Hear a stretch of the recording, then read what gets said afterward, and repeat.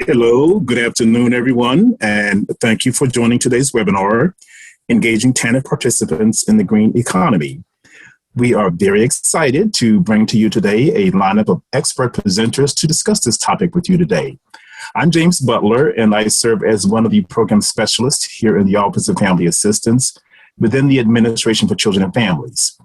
What I'd like to do now is give you a brief tour of the webinar platform before introducing today's facilitator. For those of you who may not be familiar with the platform, I'll just review how to submit questions using the Zoom webinar. Since all of the participants will be muted, at the bottom of the screen, you should see a Q&A icon. Clicking on the icon will generate a question and answer box where you can type your question or questions. Please note that your questions will not be visible until they are answered. Feel free to submit as many questions as you like and at any time throughout the webinar.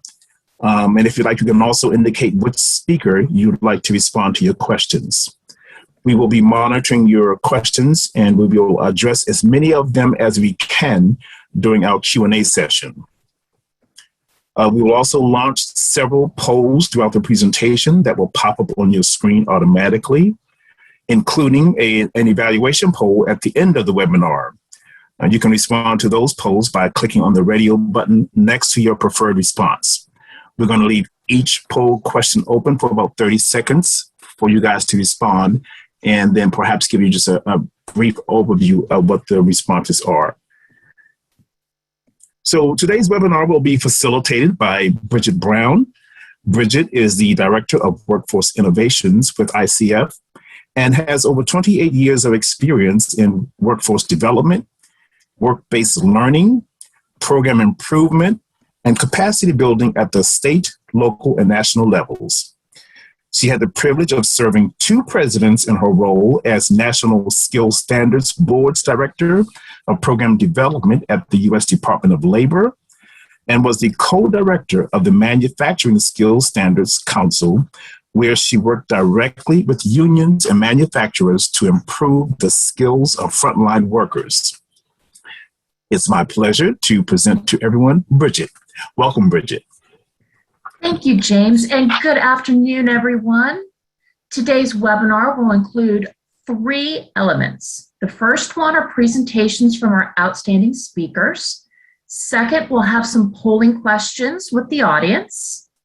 And then we'll have audience question and answer. We're going to answer the questions at the end, but please enter your questions as they come to you throughout the webinar using the Q&A box. Today's webinar will explore what we know about green jobs and the opportunity for TANF customers to participate in the green economy.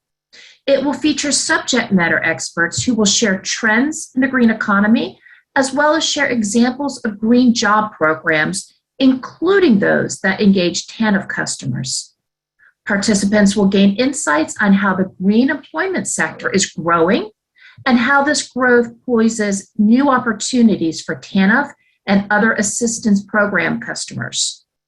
Throughout the presentation, we're going to launch several polls for you to respond to. When these polls appear on your screen, just click that radio button next to your preferred response, and we're going to leave each poll open for about 30 seconds. Alrighty, and our presenters. First up is Dr. Karen Zabin. Dr. Zabin directs the Labor Center's Green Economy program. She is a labor economist whose research has addressed low-wage labor markets, labor standards, workforce development, and other economic development and labor issues in the United States. Dr. Zabin has consulted with numerous unions and nonprofits on strategies and policies to improve jobs in human services and the green economy. Recent publications include Putting California on the High Road, a Jobs and Climate Action Plan for 2030, Diversity in California's Clean Energy Workforce, Advancing Equity in California's Climate Policy, and Workforce Issues and Energy Efficiency Programs. Appointed by Governor Brown, Dr. Zabin, sits on the Executive Council of the California Workforce Development Board. Before joining the Labor Center, Dr. Zabin was on the faculty at Tulane University and UCLA. Next, we'll hear from Shannon Shepard.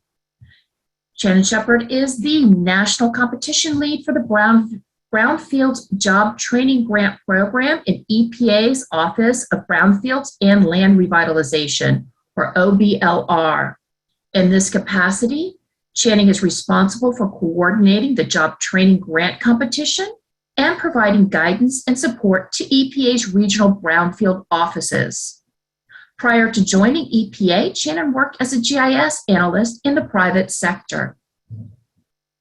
Our third speaker today is going to be Liza Ehrlich. Liza is the Chief of Workforce Development for New York City Parks. She joined the agency in 2002 and has dedicated her career there to administering workforce development services and transitional employment programs with a variety of New York City agencies. The largest program and the interagency partnership is the Parks Opportunity Program, or POP, which we're going to hear about today during her presentation. Liza designs, implements, and improves upon innovative programming, which allows trainees of all ages and backgrounds to perform valuable work for New York City parks, increasing civic pride in greening city neighborhoods while pursuing sustainable employment and financial self-sufficiency. Liza holds a bachelor's degree in American History and Government from the University of Delaware and lives in Manhattan. We will then conclude the presentations by hearing from Reginald Black, who's a workforce development specialist at the DC Infrastructure Academy. The DC Infrastructure Academy aims to coordinate, train, screen, and recruit low-income district residents to fulfill the needs of the infrastructure industry and infrastructure jobs with leading companies in this high-demand field, including some in the green economy. Reginald is, and my screen just shifted, is a marine scientist and social entrepreneur dedicated to using innovative ways to solve complex problems in our educational system and community. His energy and enthusiasm as an educator and motivator and passion for cultivating the minds of our youth have brought him a tremendous number of opportunities in various professional settings. Reginald received both his Bachelor's of Science in Environmental Science and a Master's of Science in Natural Resource Management with a concentration in Marine Estuary Environmental Sciences at UMES. Now let's jump to our first poll. All right, as you can see on the screen, the polling question is asking which of the following describes your organization. You can choose from tribal TANF program, a state TANF program, a national family or social service program, child welfare organization, or a workforce development organization. And we'll leave this up for about 30 seconds.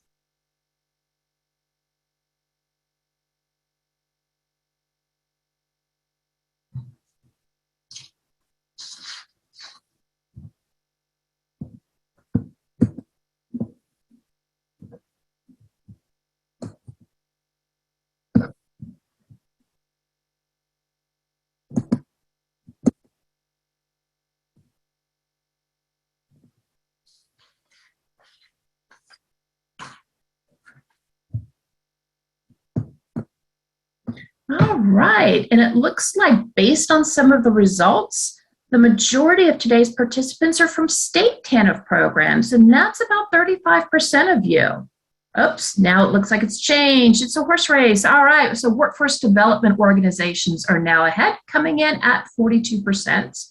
And then we have a large group of you who fall into that other category, and that's about 21%. So thank you for participating.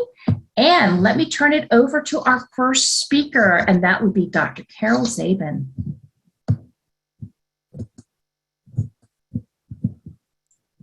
Hi, everybody. It's a pleasure to be here, and thank you so much for the invitation.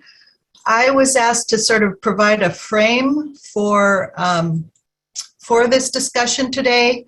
And then you get the pleasure of hearing from folks who are actually doing great work on the ground in helping people who've been really excluded from the good jobs economy access it. So I just want to make some framing points that I think lead us to recommendations and strategies that have a better chance of success. I do think we have to realize that we live in a very, and you guys know it more than anybody, we live in an economy with a lot of low-wage jobs and few paths from low wage to better jobs. So, so the limits on the number of good jobs is really a problem that all workforce development folks have to deal with, but have very little leverage over changing. So in terms of the green economy, I really like to think about this as greening jobs rather than new and different green jobs. That is, an auto mechanic who repairs an electric vehicle is still an auto mechanic and has to know how to change windshield wipers too. An electrician on renewables is still using, it's a different source of energy, but it's still turning that energy into electricity and sending it out on the grid. Workers installing water reuse technologies are still plumbers, and architects designing energy efficiency, much more energy efficient buildings are still architects. And that's important because it means that the pathways into these jobs are the same pathways into these broader occupations as ever. So green is not really different.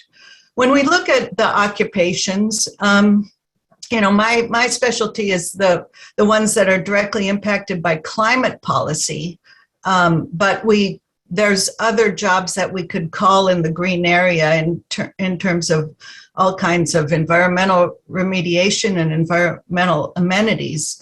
But when we look at them, a lot of them are in the construction industry, in the public transit industry, in manufacturing, in transportation from trucking to electric vehicle infrastructure. And our analysis is over and over again showing how important blue collar jobs are in this area. They really, really predominate. There's a few professional jobs, of course, of engineers and architects and planners, et cetera, but the bulk of the jobs are in blue collar jobs. And they're not necessarily good jobs, right? We've had some what we call high road success. For example, in California, the big solar farms and the big wind farms are built union under project labor agreements and provide good jobs with real good career ladder training through apprenticeship that has been really successful in including workers from disadvantaged communities and workers of color, who of course are the ones who are stuck the most in the poor jobs. But we also see a lot of what we call low road trouble spots in the jobs impacted by climate policy. And rooftop solar is actually generally a dead-end job without benefits and really without career ladders, and much lower wages than, for example, the union solar farm jobs that we see in California. So what we do know in general is that blue-collar jobs are good only when they are public sector or unionized or both. It's rare these days to find a good blue-collar job without those characteristics that is really providing family-sustaining careers. And I'm really happy to see that the examples of programs that the other speakers are talking about are largely public sector, because those generally still do provide a decent career for blue-collar workers. Now, the interesting thing is that because so many of these jobs are in the public sector or influenced by public money, we do actually have some levers to encourage the creation of good jobs. And I know that's not your job as workforce development folks, but I think it's always really important to wherever you can to try to insert your programs in efforts where either the jobs are already good or there are policy mechanisms to make them better. And certainly in infrastructure for the clean energy and clean transportation economy, there are a set of tools from prevailing wages to project labor agreements with language for targeted or local hire, responsible contractor requirements that can be used to ensure that the jobs are good. And then there's room for you guys to partner with folks that can provide entry-level opportunities for the people you are served. You know, training, and I know I'm speaking to the converted here, but it's just worth saying over and over again, training is needed, but it really has to be connected to family supporting career track jobs. And you have to start with the jobs and partner with employers and customize the training by industry. And so it's really about funding comprehensive training that prepares workers for careers, not one technology like a solar installation on a roof. And you can't improve inclusion of folks you serve without job quality.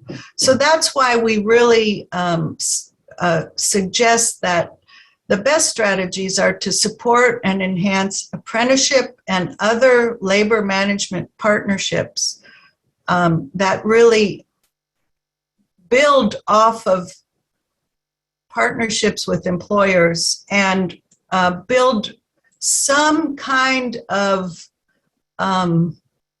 where there's some kind of leverage for workforce development programs to actually help place folks in a good career track. And that's, of course, true of pre-apprenticeship that can be connected to the building trades apprenticeship programs and our high road career construction careers in California is a good model of that, where there are really guidelines of how you connect to state and federally certified apprenticeship in the construction trades. But construction, you know, that's always a good target, but it's going to be a limited number of openings just because the construction sector is, provides a limited number of jobs. So with that, what does it all mean? Again, avoid short-term training programs for one technology like solar installation. Partner and choose your partners carefully. I wanted to give an example of a port of Oakland where workforce development groups serving low-income folks of color in the area and racial equity advocates really partnered with the construction trades in that area to influence many billions of dollars of Port of Oakland redevelopment so that there was clear language about local hire and first source, as well as union standards on the wages and benefits. And what that meant was very successful job placement rates into apprenticeship and thus into a good career in the trades. So in general, partnering with union training programs has had very positive results because there's a structure in place, certainly in construction and in other high road training partnerships. For example, in California, we have them in transit, in healthcare, in all kinds of industries, the hospitality industry, etc. And these are labor management partnerships that often deal with training incumbent workers, but in the process, as incumbent workers move up from entry level up a career ladder, there are opportunities for new entrants, which is where you guys can partner. So partnering with public agencies is also extremely fruitful because you can influence these employers and create structured career ladders, not just dead-end jobs. And that's the challenge, right? There's too many dead-end jobs out there, and we're no longer in the place where we say any job is good enough for the folks that we're trying to serve. We need good jobs and good career ladders. So I'm going to stop there and turn it back over to Bridget. Thank you, Dr. Zabin. That was a really helpful overview to set the context for today's presentations. But before we get to them, I believe we have another polling question. Pull that up. Okay, and this polling question, are you aware of any green job initiatives in your community that serve TANF or other low-income populations? Your options are yes, there are many initiatives. Yes, there are some initiatives. There are very few initiatives. Or I'm really not aware of any green jobs initiatives in my community that serve TANF or other low-income populations.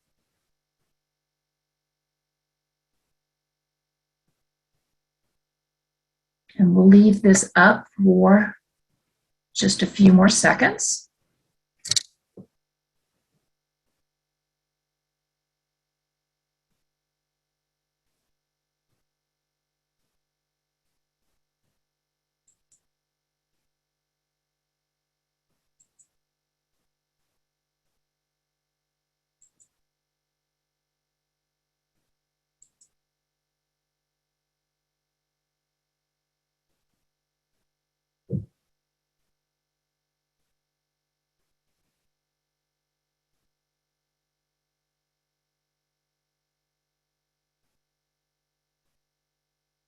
Okay. All right. So taking a look at what you've told us, a whopping 80% of you have indicated that you're simply not aware of any green job initiatives in your community that are really targeted towards TANF customers or other low-income customers. About 11% indicated that, yeah, you've got some. About 9%, you've got some, but very few. And none of you indicated that there are many initiatives in your community. So we appreciate your input on this. And we're going to move to our next speaker, which would be Channing. Yes, hi everybody. My name is Sharon Shepard, and I want to thank you for joining today's webinar. As Bridget stated earlier, I'm the National Competition Lead for the Brownfield's Job Training Grant Program in the Office of Brownfields and Land Revitalization, also known as OBLR, here at the U.S. Environmental Protection Agency headquarters in Washington, D.C. And I'm excited to get to talk to you all today about this awesome program that we have. Next slide.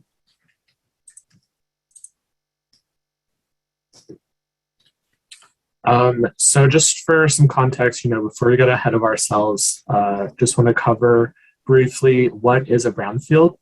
So brownfield is a property where the presence or potential presence of a hazardous substance, pollutant, or contaminant may complicate that property's expansion, redevelopment, and or reuse. Some common examples include abandoned gas stations on the corner, old rundown buildings, former manufacturing facilities, things of that nature. This is a very broad definition, so it's very likely that most communities can identify a property that would be considered a brownfield site. Next slide, please. So what is the Brownfield's Job Training Program? The Brownfield's Job Training Program is designed to recruit and train unemployed and underemployed residents from communities that are impacted by the presence of brownfields. whether that be any waste facilities, blighted properties, or contaminated sites, and place them in environmental jobs that may have otherwise been filled from workers outside the affected community. So this program is intended to further environmental justice by ensuring that residents living in the areas historically affected by economic disinvestment, health disparities, and environmental contamination have an opportunity to reap the full benefits of the revitalization and environmental cleanup that is happening in their community. And ultimately, we want to help individuals develop the skills and knowledge necessary to obtain employment. And so by going through a job training program and earning a certification or certifications, graduates improve their marketability to employers, and they ensure that employment opportunities are not just temporary contract work, but full-time sustainable employment in the environmental field, including brownfield assessment and cleanup. And along with setting up graduates with success for their future, these jobs are also reducing environmental contamination and helping to build a more sustainable future for communities. Next slide, please. So this is just a little information on how the program came to be. In 1995, EPA awarded its first brownfield pilot grant, which were used for the assessment and cleanup of brownfield sites throughout the country. Among the lessons learned from these pilots was the realization that the communities surrounding these brownfields were not benefiting from the job opportunities created by their assessment and cleanup. Instead, these brownfield-related jobs were being filled by environmental professionals from outside the local community due to that lack of environmental training among the local workforces. And so in 1998, EPA awarded its first 11 brownfield job training grants. And by 2001, we had trained over 1,000 individuals. And since that time, the program just has continued to grow and expand. Over the years, our grantees have been able to train more than 19,000 students, and over 14,000 of those individuals have been able to obtain sustainable employment, earning an average over $14 an hour. Next slide, please. And so these are some requirements that we have for our grant recipients in order to receive this funding, this grant funding. The first one being you must target unemployed and underemployed individuals that are residents living in or near an area that is adversely impacted by the presence of brownfields. You must also be an eligible entity. These can include a city, county, state, government, a tribe, a workforce investment board, a nonprofit, or a college/university. The other requirement is that you must provide the OSHA 40-hour HAZWOPER training to all of your students.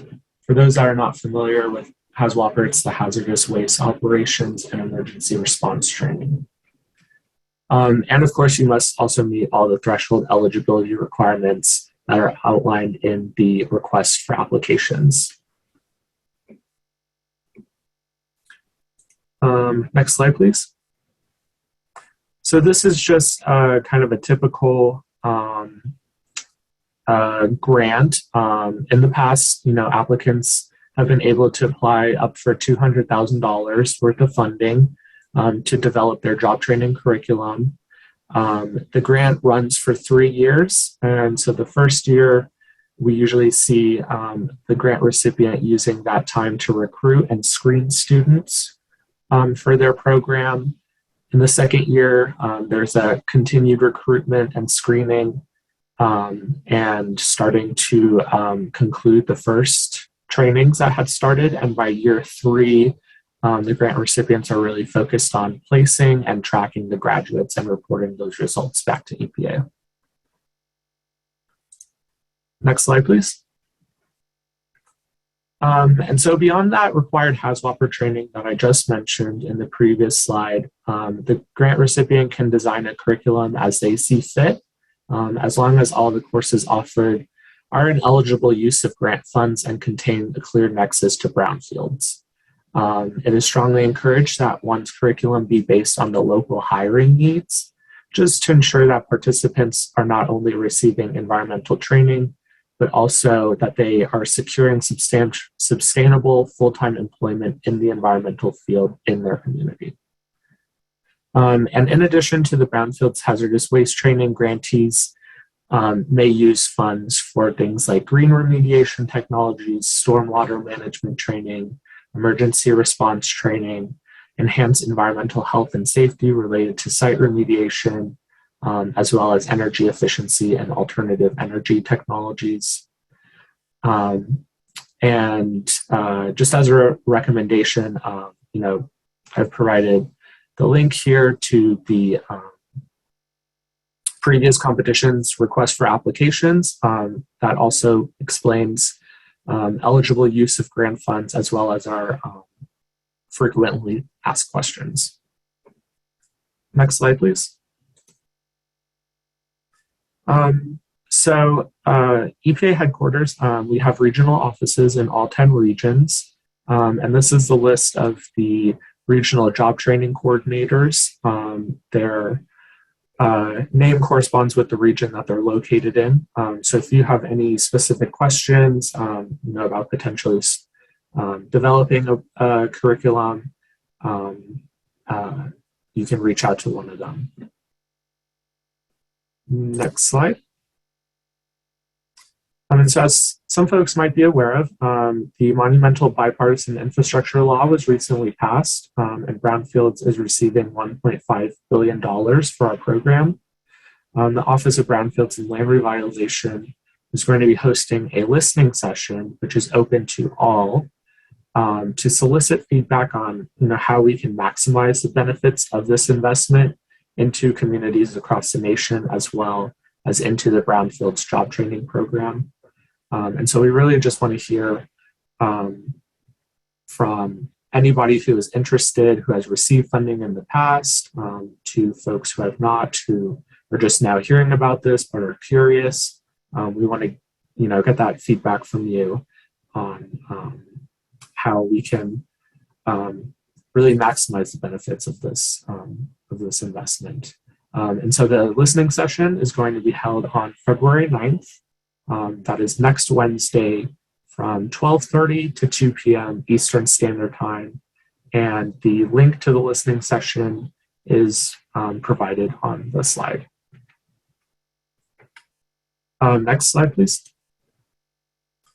And then these are just some additional resources for our program. The first link provides the FY22 guidelines, also known as the RFA, the request for applications, which details how to submit an application, what needs to be included in your application, things like that.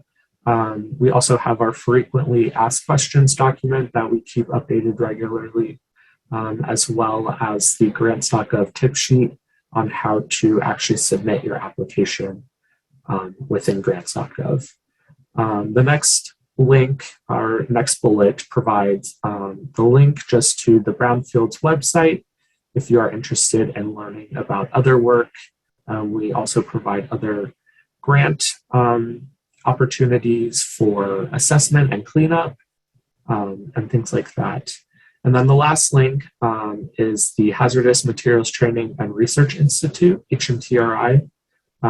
They are our technical assistance provider, and they are able to help with applications, and they're really a great resource if you are starting out with your curriculum development and aren't sure where to go from there. They can definitely assist you with that. So if you're interested, I would recommend checking them out as well. And that is it for the Brownfields Job Training Grant Program. Thank you so much, Channing. And sorry, it's been one of those days. I see folks are typing questions into the Q&A box. Thank you very much. We're going to cover all of those questions at the end of today's session. So when you think of a question, be sure to go ahead and type it in because you don't want to forget about it. Now, before we move on to our state and district speakers, let's have another polling question. You can see that up on your screen. What do you think are the biggest challenges regarding access to green job training and careers for TANF customers?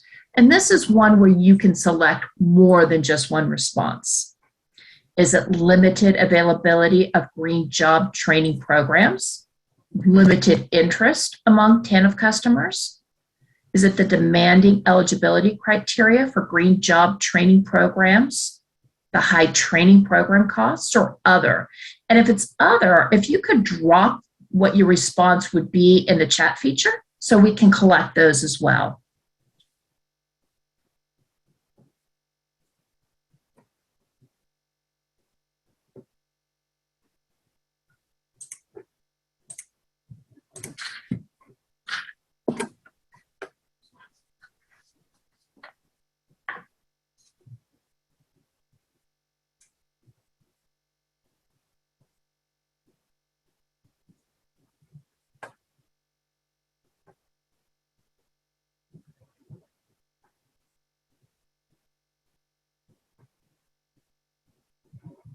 Okay, lots of ideas here.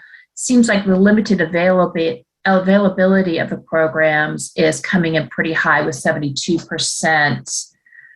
Limited interest among TANF customers at 42%.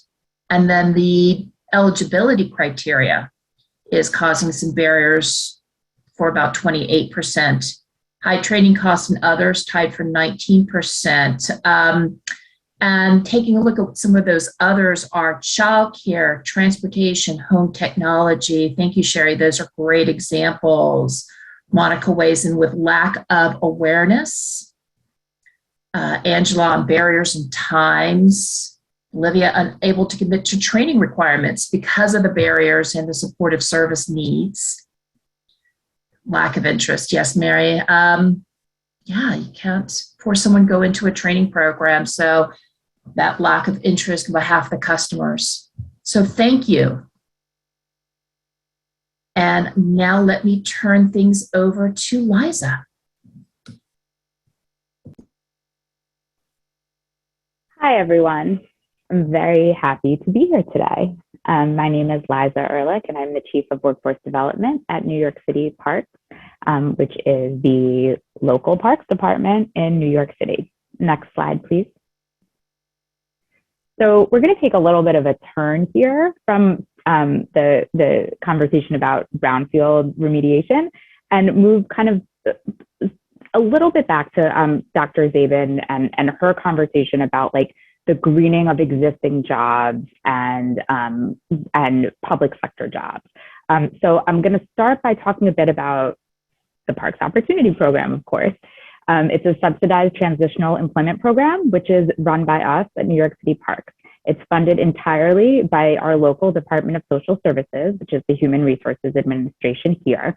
And they fund the program and refer the client. I'm going to get back to that in a bit, but all of the people that are served in POP have to be deemed eligible by the local social services agency. Otherwise, they will not fund their participation in the program. I know that part is going to be of interest, so I'm going to come back to that a bit later. So not to overwhelm anyone who might not be in as dense a place as New York City, but we are large. POP is the largest program of its kind, and New York City Parks, my agency, is responsible for the maintenance of more than 30,000 acres of land, which is 14% of New York City. So there's a lot of responsibility to maintain public space here that falls into literally the direct work tasks that are given to the POP workers. And I can honestly say that it would be very challenging for our agency to meet its maintenance needs without this program. Next slide, please. So we talked a little bit about the program, now really thinking about like, who is it for? So as frustrating as this could be sometimes, POP is for everyone because the referral really depends on the qualifiers within the person's public assistance case. So it's for anyone who the local social services office says, yes, this person meets all the qualifiers of referral, and we are able to send them to you. And the reason for this is because the way that the clients are paid, and they earn $15.45 an hour for a 40-hour work week, is because we are able to receive their public assistance grant and divert it back to them as an earned wage. So this is called grant diversion. The clients that we hire that come into our program and become POP workers, in the beginning, we teach them all about grant diversion and what happens to their public assistance case if they participate in our program. And then they sign a document saying that they are okay for the value of their case to be given to us, the employer, to then be paid back to them as an earned wage for hours worked. The program lasts, originally it was a 6-month program, and we were really firm about a 6-month opportunity. But when the pandemic started, we started extending people because there were no private sector work opportunities here because of the shutdown. And then we sort of have been hovering in a 9-month model ever since then. Next slide, please. So this is when I say POP is for everyone, because it is literally for everyone. It's just based on the person's public assistance case. So we're about half female, half male. As a sort of interesting point, we used to be considerably more female. And I think the tide has turned because of COVID and because of the many times the female caretaker in a home is the person who is staying home with their kids if the kids are not in school. A little over half of our clients have a high school equivalency. It's vast majority Black and or Hispanic. The average age is 38 years old, and about a quarter to a third of our people live in public housing. They are not all leaseholders in public housing. A lot of them are sort of staying with relatives. We are a very housing insecure city, and I'm not going to go down that road right now, but homelessness is a huge issue for us. And we have people in our program that are homeless and working.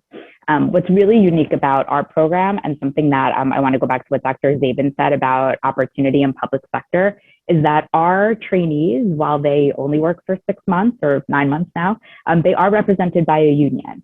About 15 years ago, we've been around for a long time, and about 15 years ago, District Council 37 won representation of this group. And so it's really given us, at first we were very like, oh my God, what's going to happen when transitional temporary employees are represented by a union? But they really embrace the purpose of our program and understand it deeply to be a program, and have actually been really, really wonderful supporters of us.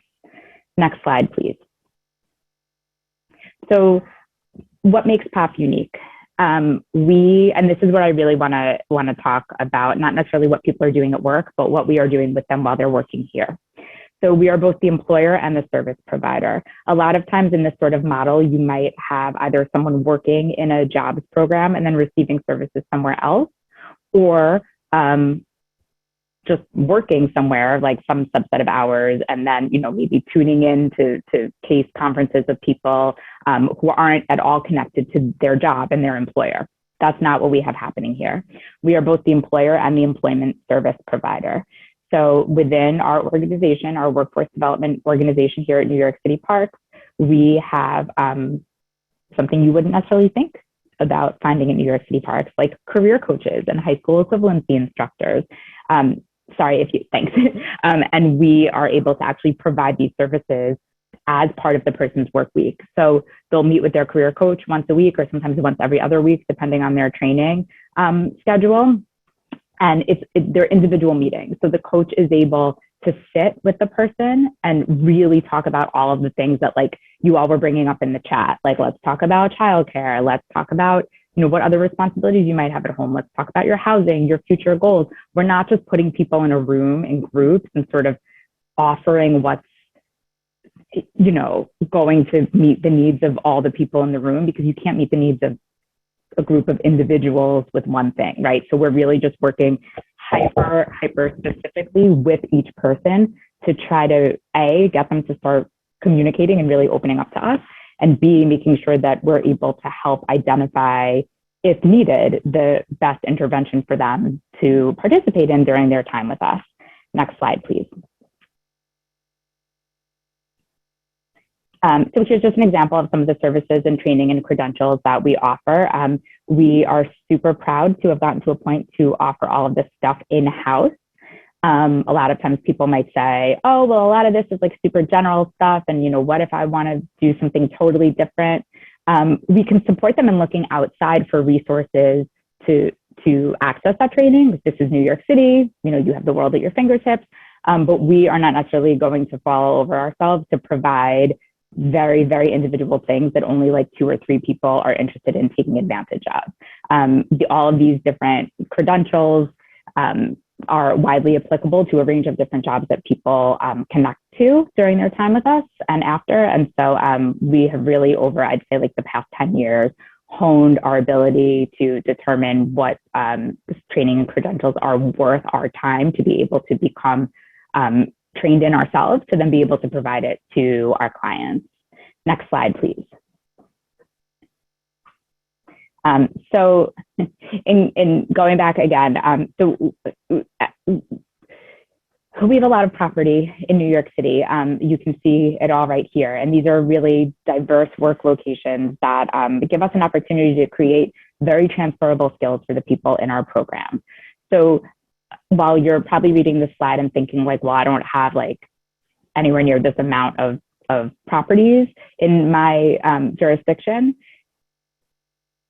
the variety means that you can really approach almost anyone to try to make this sort of program happen.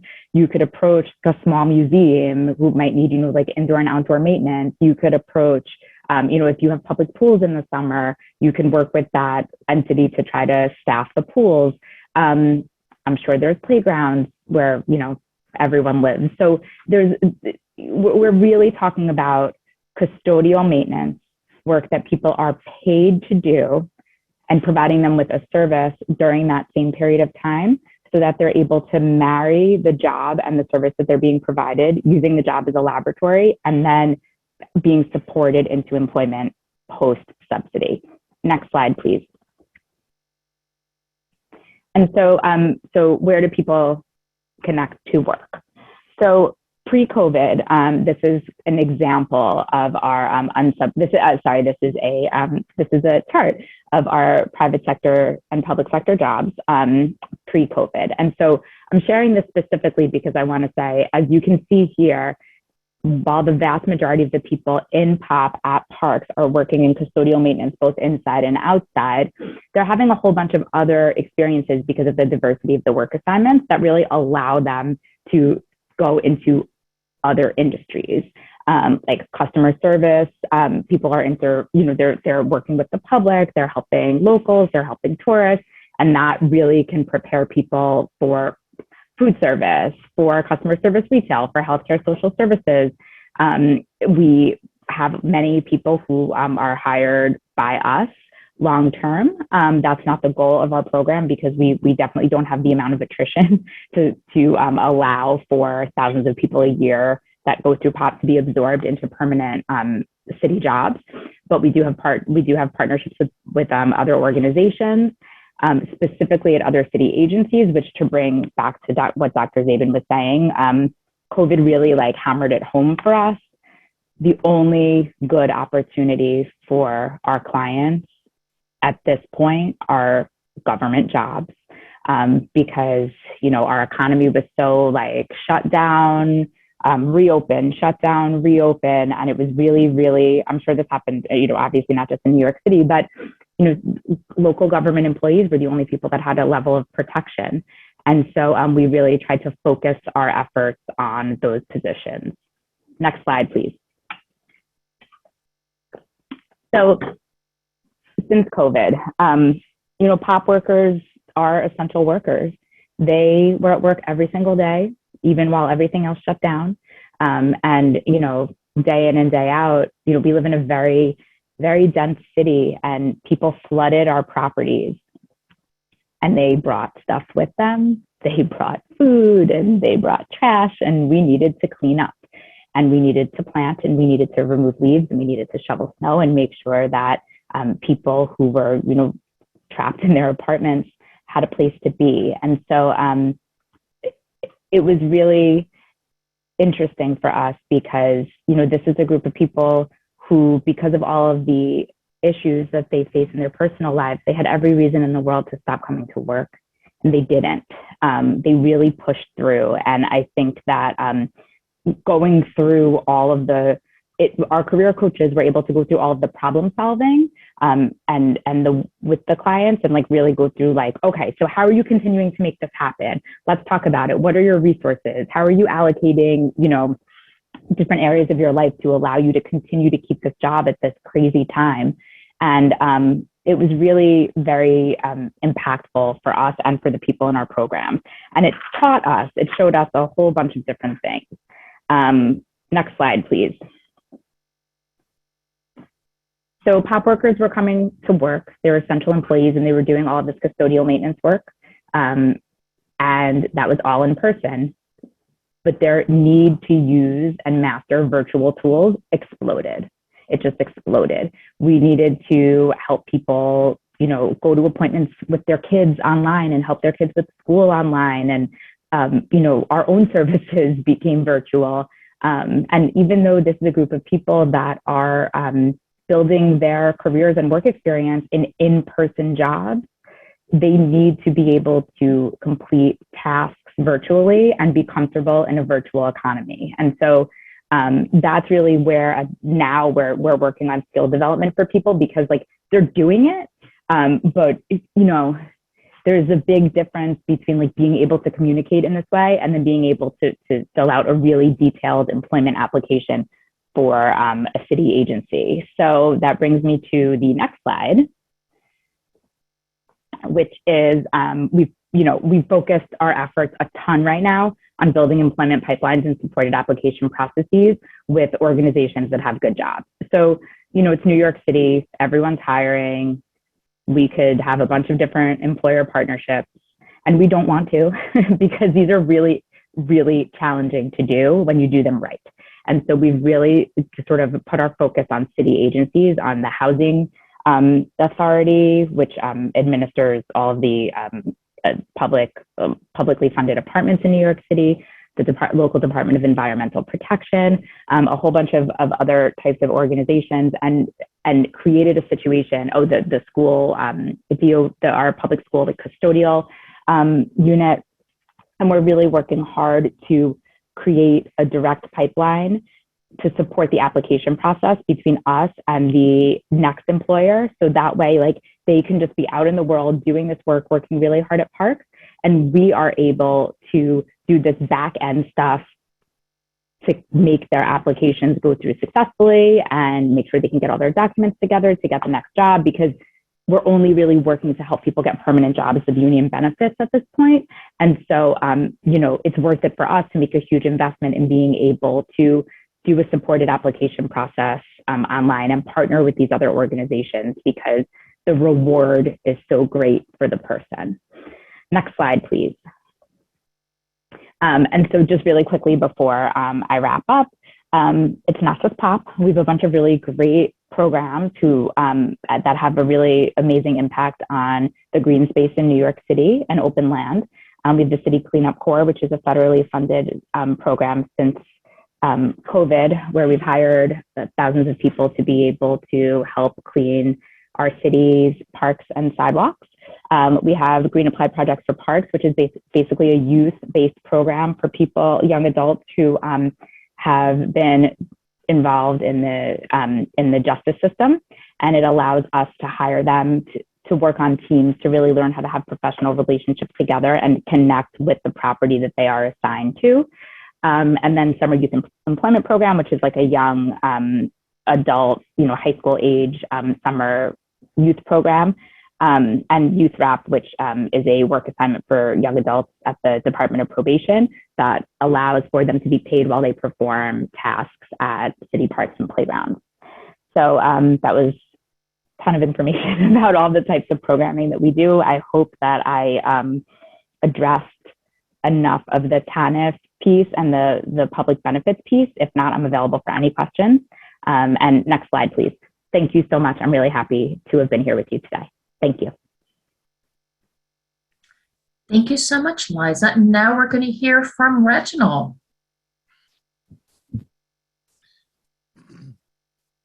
Good afternoon. Good afternoon. I hope everybody's doing well. My name is Reginald Black. I'm a workforce development specialist at the District of Columbia Infrastructure Academy. And today I'm going to talk to you about what DCIA is. Next slide, please. So today we're just going to go over some of the basic things that I go over when folks log on through Eventbrite to see what DCIA is. So we're going to go over DCIA course details and requirements. We do have, it's actually related to what I think it's I'm probably mispronouncing her name, Dr. Corbin. I may be mispronouncing her name, but when she was talking about how they're greenalizing jobs, in careers, I think the same thing happens with the career pathways that we have here at DCIA. So we're going to talk a little bit more about that as well, too. Dr. Zabin, I apologize. Next slide, please. All right. So the District of Columbia Infrastructure Academy, affectionately known as DCIA, is a key initiative of Mayor Muriel Bowser's administration, led by the Department of Employment Services. So infrastructure is one of the fastest growing industries in the country. The Department of Employment Services opened the DC Infrastructure Academy in 2018. We're fairly new, but we have been gaining a lot of traction since we've been around since 2018 to meet the need for skilled infrastructure professionals in the District of Columbia. So just, kudos to Mayor Bowser for having the vision to see the change that's happening in the District of Columbia, not knowing that the country would also be on board too with the $3.2 trillion infrastructure bill. Just shout out, we recently got shout out by President Biden, I think a couple of days ago, as one of the initiatives that states in the District of Columbia are doing different from, other states and other areas to try to get residents involved in getting back to work post-COVID-19. Next bullet. So DCIA, we screen, train, and equip DC residents with the skills for careers in the infrastructure industry. These infrastructure skills will assist our program participants with our employers in these high demand fields. So the sectors that we have are energy and utilities, transportation, and information technology. Now, we have partners in each of these sectors that provide funding for our facilities in addition to District of Columbia funding. So the only requirement for DCIA is that you are a DC resident. We have most of our program participants tend to be, from lower income communities in the District of Columbia. But as we know, COVID kills some industries. There are some industries that literally are hanging on life support. And there are district residents that are trying to acquire new skill sets so they can go in a different direction. So pretty much DCIA is open to all folks, but a majority of the populations that we serve are low income and folks that have to rely on Tanf to move forward and be able to sustain families. So how DCIA is set up is actually very similar to how post-secondary education is set up. I use this example all the time. So we are a cohort-based model in which we have to enroll at least 25 pre-qualified students into each cohort or class. Students must complete all required fields before moving forward. So I do an information session where people have to go on Eventbrite to register. It is virtual every Tuesday and Thursday at 10 a.m. So after we do the information session, we pull the list or the report of the folks who registered, and then we send them the application through the email address that they registered for. After they complete the application and send supporting documentation, which is a copy of a valid driver's license and a social security card or a valid DC state ID, we then send them back a link for CASAS testing. So it's no different from if somebody was interested in attending the University of the District of Columbia They would first steps go to an open house or an information session, then apply to the university with transcripts. Once they accept them, the next steps is to take the placement test to see where they are educationally. Then after that, they then pick a track and start completing prerequisites and specialized courses towards that degree. So we're kind of set up the same way. So that placement test that I'm going to talk about a little more is the CASAS test that we offer at the facility. Next slide, please. So qualification for entry into most DCIA programs are as follows. Now, we do have a few programs where you can be at least 18 years of age, but we have a few programs where you have to be at least 21 years of age, because a few of our programs that I'm going to talk about a little later actually require you to get a CDL on the back end, in which our partners do assist with. And you have to be at least 21 years of age to pursue that. We do, in addition to the 18 years of age programs that we have, also participate in SYEP, which is Summer Youth Employment Program, that was created by Mayor Barry some years ago, in which, I mean, the numbers are astronomical of the youth across the city every summer that participate in SYEP. And some of those programs are so awesome that the youth build rapport and relationships, and end up, once they finish high school and going to college and getting a degree, some of them come back and actually work those jobs that they did during SYEP. So awesome pipeline there. But we do require a valid district driver's license or a valid DC state ID, depending on what program you're going into. Some of our programs do require additional proof of residency.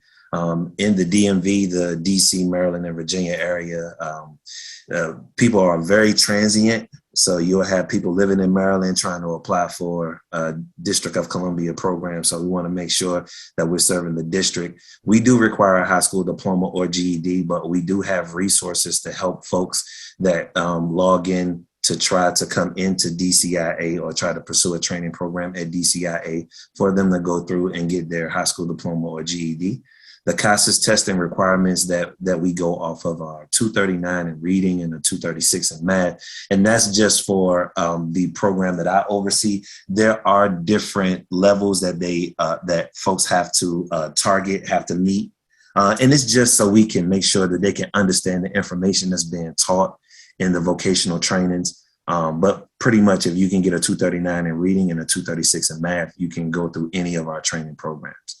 Now, what makes our program a little different is during the training, it is a paid training right now. So we pay all of our students a $10 an hour stipend.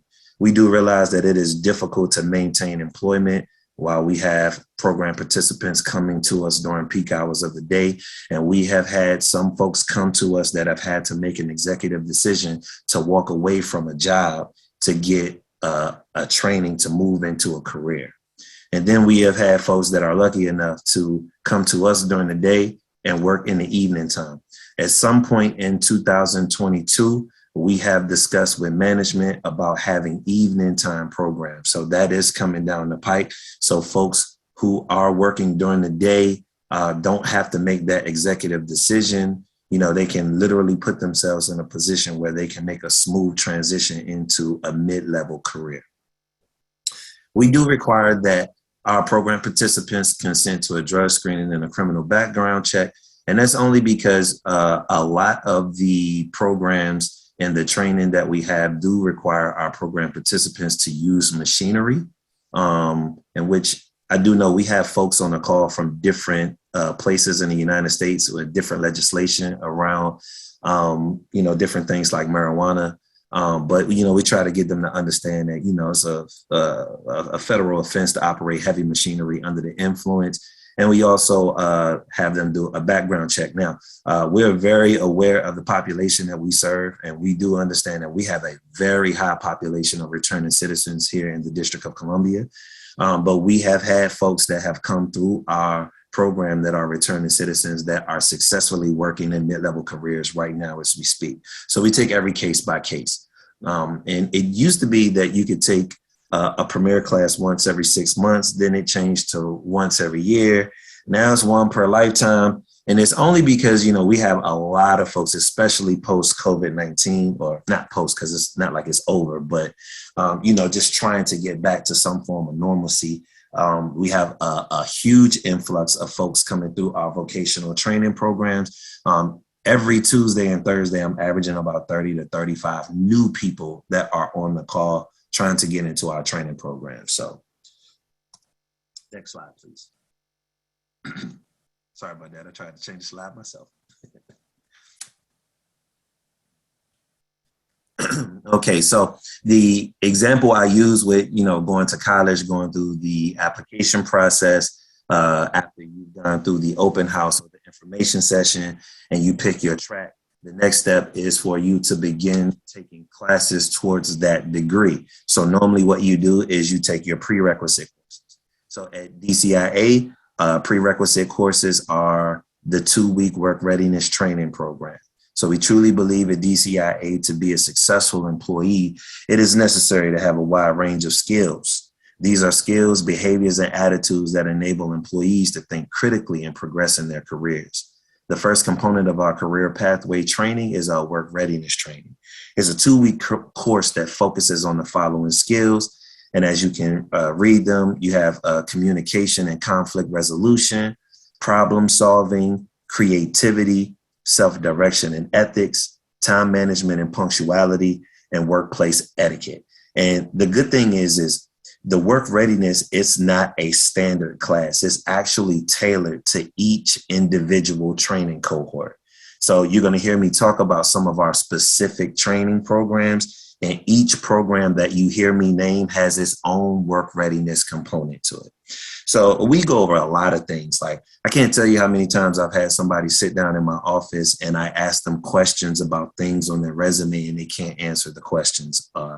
And I tell them, it makes you look fraudulent, right? So just understanding what type of resume to use, depending on what your background is. Like the difference between using a functional resume versus a chronological resume. Like a lot of folks don't understand those basics.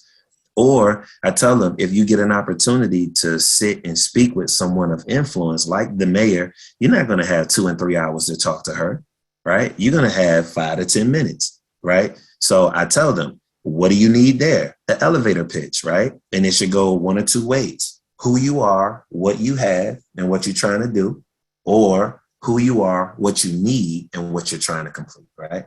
So just different things that we go over, because on the back end, they do get a opportunity, program participants get an opportunity to interview with our partners.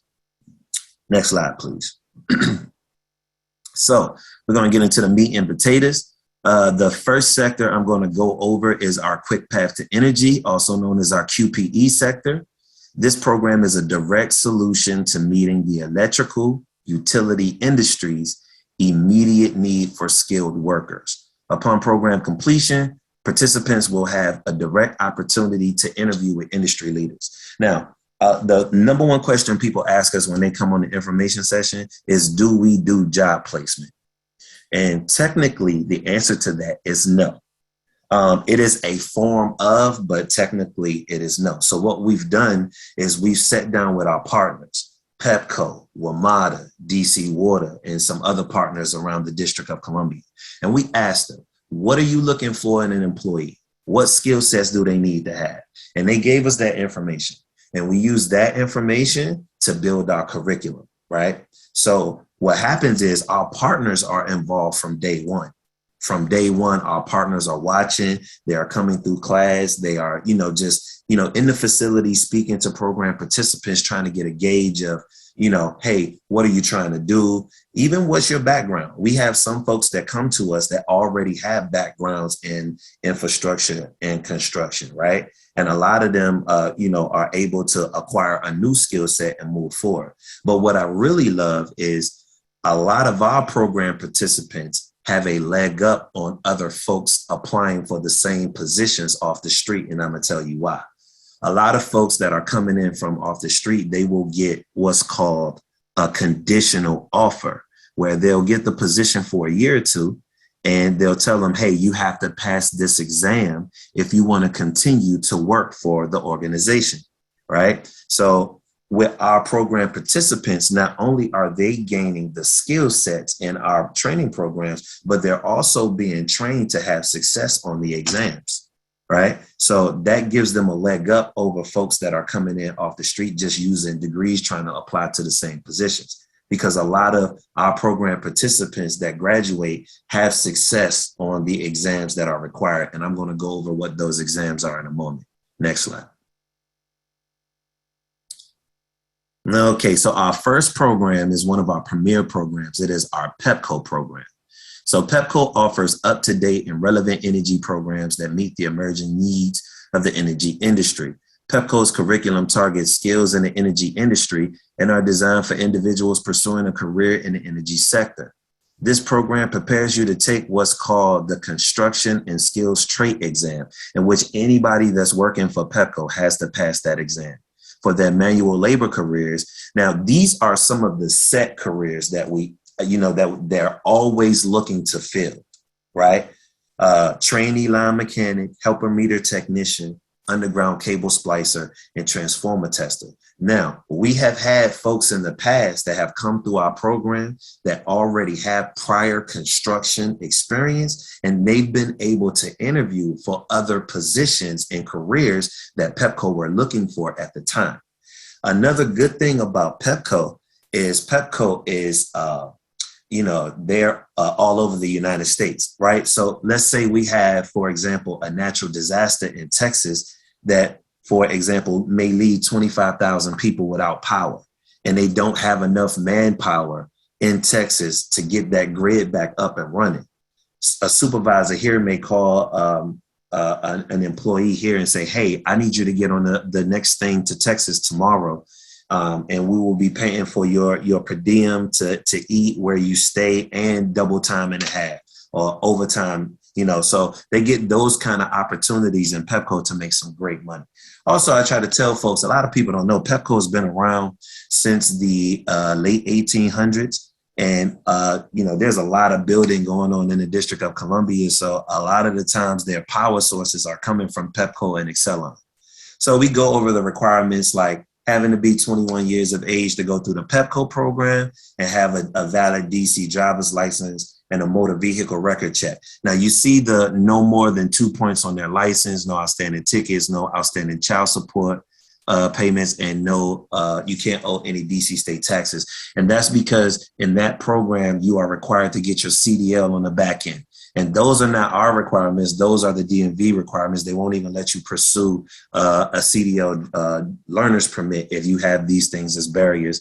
And so we try to work with our program participants that are serious about going into our programs. And the Pepco program is a 3-month program, class time from 7 a.m. to 3 p.m. And they work hard in person and in the training yard, doing everything from working on sample transformers to having to put on a 50-pound tool belt and climb the lamppost and understand the difference between live lines and dead lines. And it's a lot. So just one quick example, our last Pepco cohort had 16 participants, and of the 16, 15 passed the CAST exam, and all 16 got multiple job offers. Now, you may be asking, how did the person that did not pass the CAST exam get job offers? So what we do is if folks can't knock out that exam after the training, they can get opportunities to work with the subcontractors.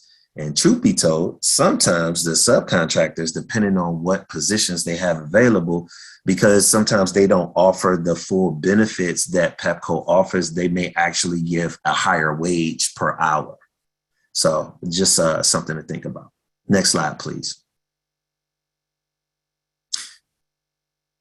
Okay, so this program is my program, the Solarworks Dc Program.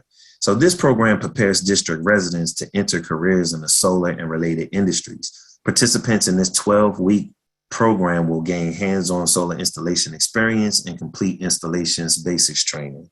They will also earn relevant skills certificates by demonstrating competencies in real-world solar installations on DC residents' homes. Now, how do they do that? We partner with the Department of Energy and Environment, which is DOEE.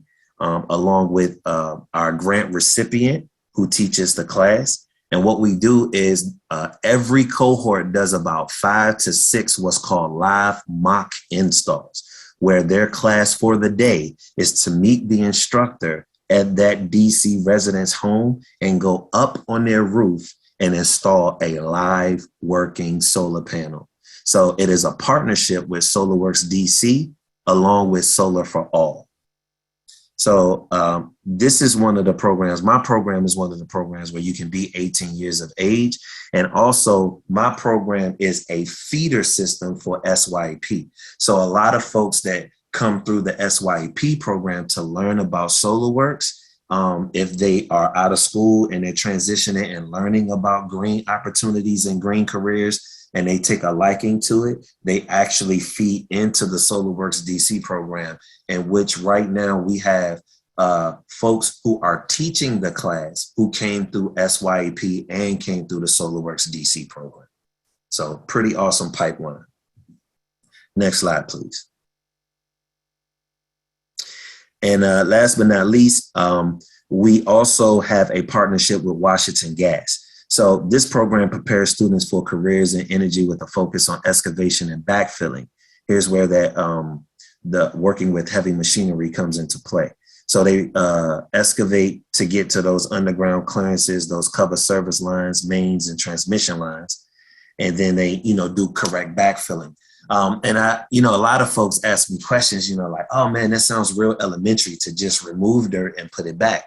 As an environmental scientist, I tell folks all the time, that backfilling is very important. Poor backfilling can actually lead to sinkholes. Now, backfilling is not the only way sinkholes happen. Of course, you have rates of erosion, moving water, all of those different type of things. But it is important to do good backfilling. They also learn the prevention of accidental ignition, dealing with natural gas, construction site safety, and basic computer skills, hands-on training, including trenching and excavation activities. So in addition to the CASAS exam, participants must also pass what's called the Work Keys exam prior to the completion of the program. So Washington Gas is actually a two-headed program in the sense where you can be 18 years of age and work with the subcontractors, but if you actually want to work with Washington Gas, you have to pass the Work Keys and you have to be at least 21 years of age, because you will be required to get a CDL on the back end, in which our partners do help with. So one of the things that we go over for folks to understand the demand for these infrastructure careers is the president's progressive plan to reduce greenhouse gases by 50 to 60% by 2035. There's an electric revolution happening right now in front of our eyes. You can look at the transportation industry with DHL, UPS, Amazon, FedEx have all put in billions of dollars to have an all electric fleet. Or how Bentley just completed the first patent for an all electric commercial airliner. So these are some of the things that I share with folks who are coming on the information session to know that, hey, this is a great opportunity for you to go through one of our training programs, acquire a skill set, right? Through the Work Readiness program, not only are you acquiring a skill set, but you're also learning how to market your brand, which is extremely important, because as a college graduate, that I was not taught that in any form or fashion. I had to learn that on my own. So in addition to what I like to call a peanut butter and jelly moment, right? Putting your passion with your skill set and putting them together, we've been having great success here at DC Infrastructure Academy. Next slide, please. So then I just go over the next steps. It's just real basic. We have, we tell them you got to make sure you fill out the application in its entirety. We don't want folks to stress out over the CASAS test. So what we try to do is we get them to understand that there are different websites that they can go to properly prepare, from CASAS.org to Khan Academy. I even suggest YouTube. Math is one of these sections. So they only take the reading and the math, but a lot of folks struggle with the math section. So we try to get them to go on these different websites to brush up on different skills. We let them know if they've taken the e-CASAs with any of our partnering organizations in the district within the last 6 months, that we will accept those scores. We can go right in the system and pull them. And then we also let them know if they have an associate's degree or higher from a United States college or university, that they don't have to take the CASAs exam. So pretty much these are a few of the green careers that we are offering here at DCIA. And as a matter of fact, I have a Solarworks cohort that's getting ready to finish up next Friday on the 4th, in which when they take the practice exam for the NABCET to be nationally recognized as a solar panel installer, we will pay for them to sit for the exam for the first attempt. So excited about my graduates coming out, and this is the 6th cohort.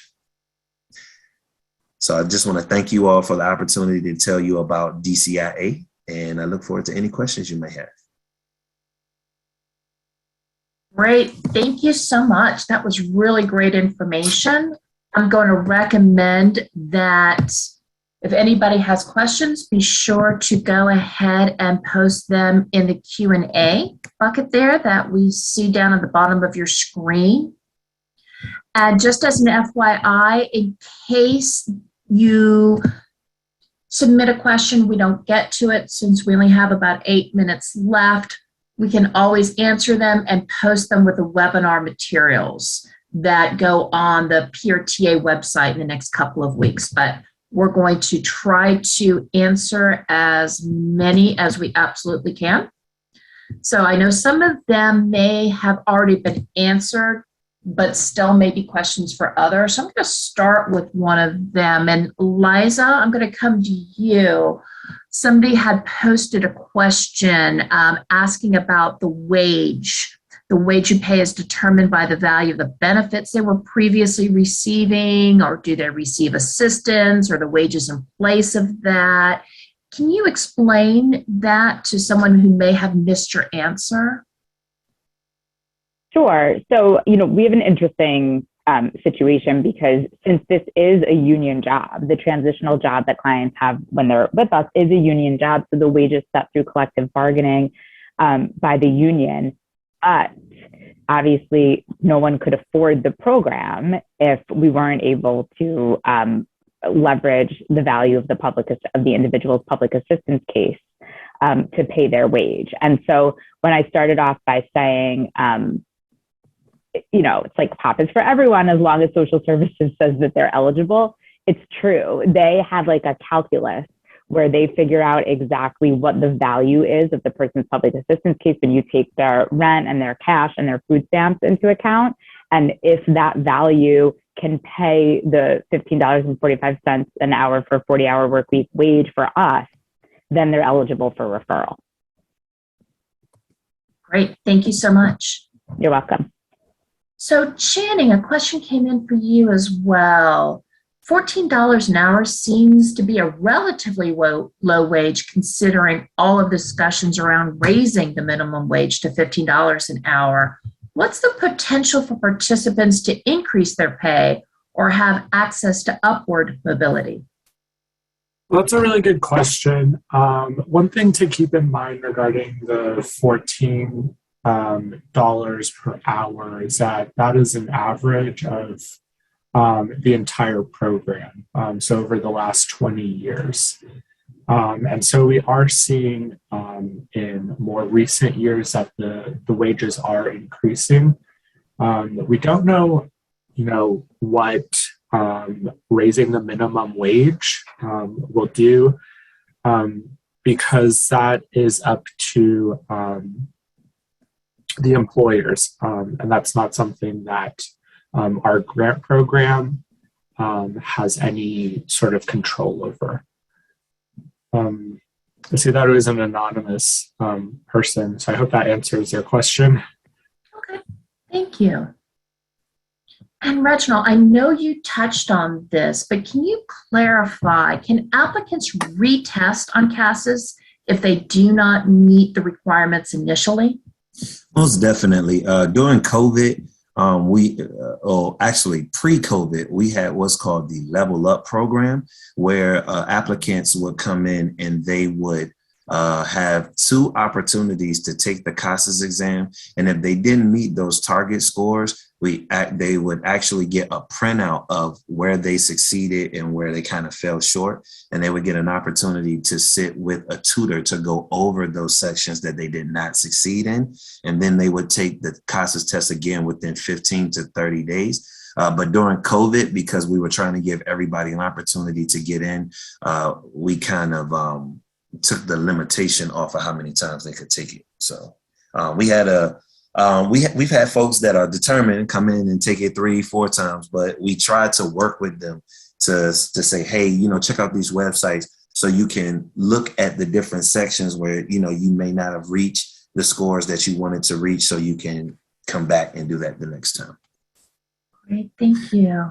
Yeah. Also, real quick, I also want to add too, DCIA's $10 an hour is for our training. Our entry, some of those mid-level careers start at $45, $46, all the way up to $52,000 a year in our training programs, just FYI. Thank you. Liza, could you share a little bit more about what a supported application process looks like and what type of supports you offer? Sure. So, we started to learn that many of the people in our program were really great employees, and they were proving to us every day that they were really great employees, and they just could not navigate all of the back and forth with an application and getting the documents. And we were even really starting to struggle having people get hired successfully by us, because we have a whole host of paperwork since this is a government job and the people have to consent to diverting their grant and all of those things. And so I basically said to the staff, guess what, we're doing this for people now. And we started collecting, hi, here's what we call the job event sheet. We need you to write here every single job you've ever had in your whole life. We need a copy of your social security card, a copy of your New York State ID, a copy of whereas in the old days of workforce development, that sort of thing was your portfolio with your certificates or whatever. Now it's literally we need to make sure that we have everyone's vital documents and their entire documented work history. And we literally just partner with the employer and do all of this stuff ourselves, and then coach them through all of the subsequent hiring appointments. So the fingerprint appointments, the interview, all of that stuff is the interaction and the coaching and the prep. But the actual where the rubber meets the road of did you fill this application out properly? We're sitting with the person and we're doing it for them. With them. And then since these are connections that we are making with the employer, they know that we're doing this and they know that it's part of the process, and that the reason why we're doing it for these people is because they have proven themselves as our employees. We're vouching for them. They've been with us for 9 months. They're amazing. They come to work every day. Here's their attendance. Here's this. They're just not so great at applications. So release their application to us. We will do it for them. And then they'll make it through your interview and fingerprint and drug screen process. And that's it. And it's working really well for us. Thank you so much. And I know we just have a minute left, so I'm going to turn everything back to James. Thank you, Bridget. And just a couple of quick reminders, as you'll see on the screen. A recording of the webinar will be available in a few weeks on our OFA PRTA website. The link is there before you on the screen. We'd also like to hear from you about any future webinar topics. So please send us your ideas by email to the last link you see listed on the slide before you. Well, we love having new people join our network. So you can help us expand our network and reach a greater number of people by directing interested colleagues from your local, state, and tribal networks and agencies to our website. Thanks again to everyone who took time out of your schedules to join us for today's webinar. A special thank you again to our expert presenters for sharing with us today, and Bridget for facilitating us through the webinar. As I mentioned earlier, we will now launch a quick survey for you to complete regarding today's webinar that will appear in a separate pop-up window when the webinar ends. Your feedback, as always, is very important to us, and it helps us to inform future webinars. Thank you for your time today, and we look forward to your participation on future webinars. Have a pleasant remainder of your day.